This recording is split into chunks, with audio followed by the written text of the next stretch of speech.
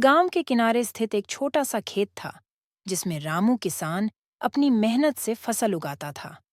रामू बहुत मेहनती और ईमानदार था, परंतु उसकी फसल अक्सर बर्बाद हो जाती थी। गांव वाले रामू को चिढ़ाते थे कि उसकी मेहनत बेकार जा रही है। एक दिन रामू को खेत में एक पुरानी पोटली मिली।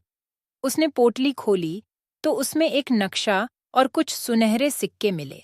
नक्शा पढ़कर रामू को समझ आया कि यह कोई खजाने का नक्शा है। रामू ने तय किया कि वह इस नक्शे के अनुसार खजाने की खोज करेगा, ताकि उसकी सारी परेशानियां खत्म हो जाएं। नक्शे के अनुसार रामू को घने जंगल में जाना था। रामू ने साहस दिखाते हुए जंगल की ओर कदम बढ़ाए। जंगल में कई चुनौतियां में आईं। जंगली जानवर, गहरे कुएं और अनजान रास्ते। परंतु रामू ने अपनी मेहनत और हिम्मत से सभी बाधाओं को पार किया। आखिरकार रामू उस स्थान पर पहुंचा जहां नक्शे के अनुसार खजाना दफन था। उसने वहां खुदाई शुरू की और कुछ ही समय में उसे एक बड़ा संदूक मिला। संदूक खोलते ही उसकी आंखें चमक उठीं।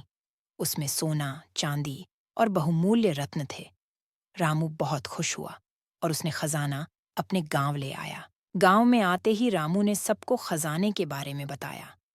अब वही लोग जो उसे पागल कहते थे, उसकी प्रशंसा करने लगे। रामू ने खजाने का उपयोग अपने खेत को सुधारने में और गांव के लोगों की मदद करने में किया। इस कहानी से हमें यह सीख मिलती है कि मेहनत और साहस से हर मुश्किल को पार किया जा सकता है। कभी भी दूसरों की नकारात्मक बातों से हार नहीं माननी चाहिए, क्योंकि सच्ची मेहनत का फल अवश्य मिलता है।